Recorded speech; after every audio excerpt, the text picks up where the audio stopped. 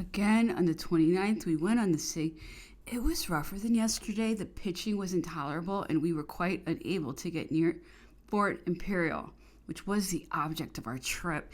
It is situated on the Isle Pillet, in a line with the dike. After trying for 2 hours, we were obliged to return to the place where the fishing was to begin, and in order to land, had to get into a small boat, while the ship rocked so much that we ran the risk of jumping from it or falling into the sea between the ship and the boat. The tide was too low for us to land outright, so we were carried in chairs to the spot where the fishing began. I watched it from my carriage. 5 nets were used along the shore as far as the port of Cherbourg. The casts were not very successful, as only small fish were taken. These included gray mullet, plaice, which are a beautiful green color, skate, also quite small cuttlefish, which make the water black when they are touched. Also crabs and an octopus so frightful that I shall not forget its appearance for a long time. It had a red body with a pouch and a dozen legs or arms, the color of raw meat, which it extended at will and twisted round one, so that it became impossible to release oneself. The English came so near that we thought it prudent to retire. In the evening, all the battleships were illuminated. They gave a fête for me at night, which was not bad for this little town. I'm always amused at fêtes given for me personally because some people dance so absurdly. Among others, there was a lady who lifted her foot so high that we could see her leg as far as the knee. Also, a gentleman who danced like a lobster opening its claws. On the 30th, there was so much wind we could not go on the sea. The ladies tried it for a short time, but we were obliged to return at the end of a quarter of an hour. I had a great desire to go too, because they told me it was impossible, being blessed with the spirit of contradiction to a considerable extent, but the minister would not allow it as he feared the danger. I was therefore obliged to content myself with going over the Zelandois, a vessel on the stocks which is to be launched on September 10th.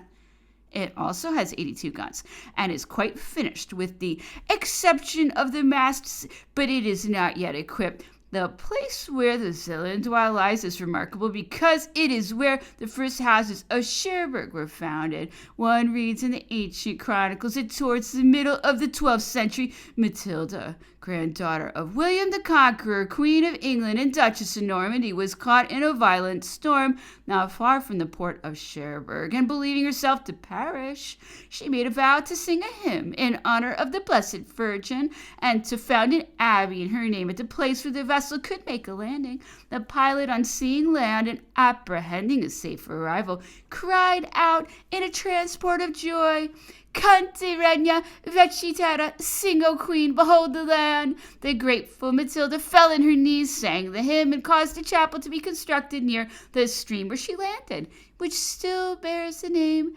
Chantereine. This chapel, the ruins of which could be seen down to 1790, was situated a little above the place where the Zelandois is being constructed at the moment. Constant to her vow, Matilda also founded the Abbey of Cherbourg, which is served by regular canons of the Order of St. Augustine. It was razed to the ground by Charles II, King of Navarre, for fear the English should come there. The chapel of Notre Dame de Vaux subsequently suffered the same fate. Both the abbey and chapel were rebuilt, but a little above the original site. It still stands quite near the Chantereine stream, and the ancient Abbey of Cherbourg has been converted to a naval hospital since the Revolution. The abbot, now Cardinal de Bayonne, was the last commendatory abbot of the Abbey of Cherbourg. Up to the Revolution, Mass was said almost daily in the chapel of Notre Dame de Vaux. It is to her, following the example of Matilda, that sailors in peril from storms address themselves. Scarcely had they landed when they went in a procession to discharge their vows with every sign of respect and gratitude to the Star of the Sea. In 1790, this chapel was transformed into a powder magazine. It is to Charles VI that France is indebted for the possession of Cherbourg, but the English, profiting by the unfortunate illness of this monarch, descended upon Normandy with 50,000 men, being unsuccessful in taking Cherbourg, which was vigorously vigorously defended by the inhabitants. They bribed the governor with money, and this place was surrendered to them in 1418. Charles VII, however, drove them out in 1450. The inhabitants of Cherbourg remained devoted to their legitimate sovereigns and made a vow to God during the 32 years that they lived under the dominion of the English from 1418 to 1450, that if they were delivered from the yoke of these islanders, they would erect in the church to the honor of the Virgin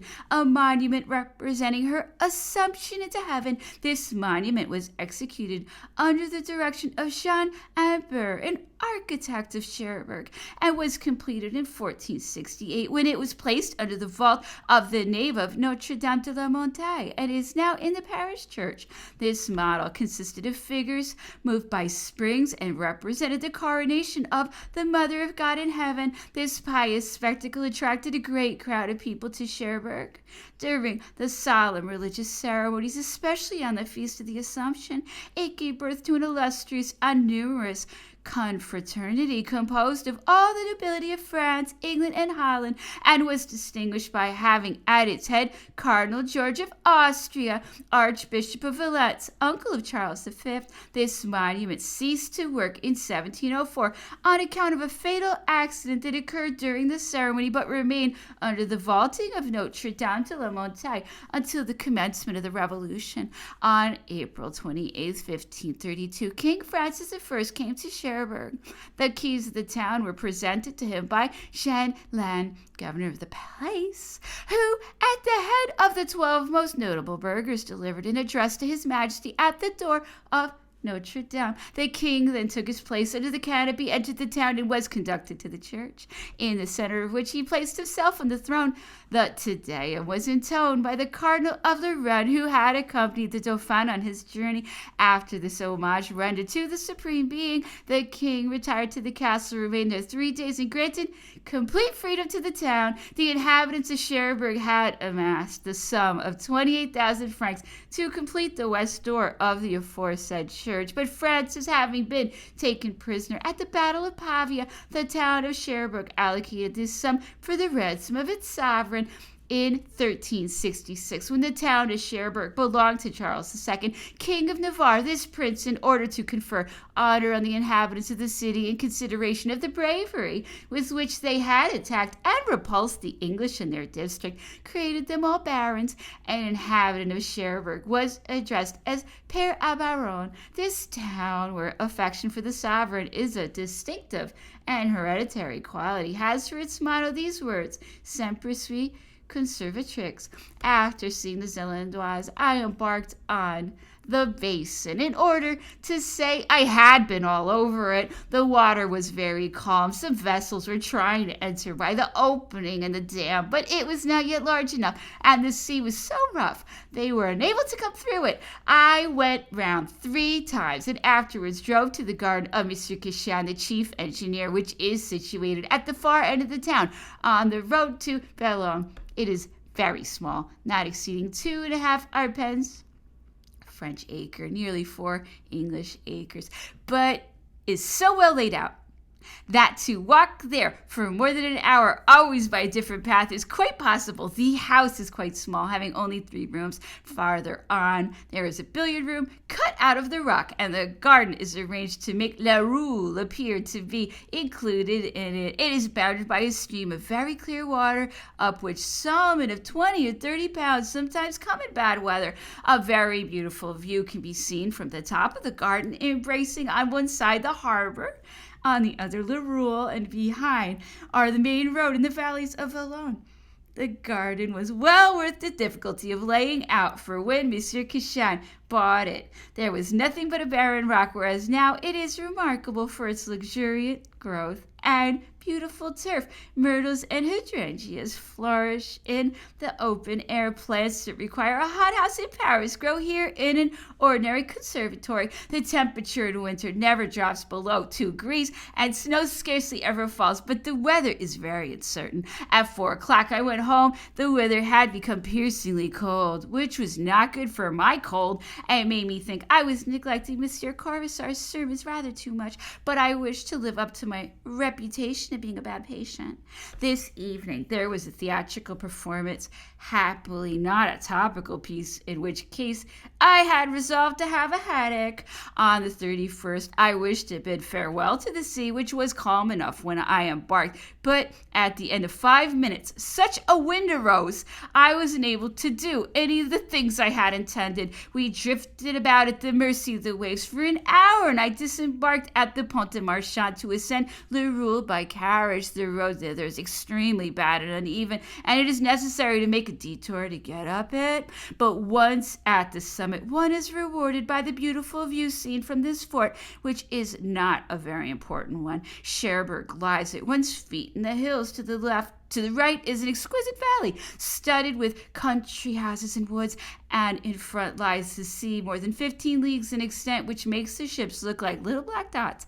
On turning round to look at the view behind me, a gust of wind blew such a cloud of dust into my eyes that I was obliged to give it up and be satisfied to be told that it was magnificent. I descended on foot by a dreadful path covered with pebbles and large rolling stones, which were dangerous, for if one looked at the view instead of the road, one ran a great risk of laming oneself.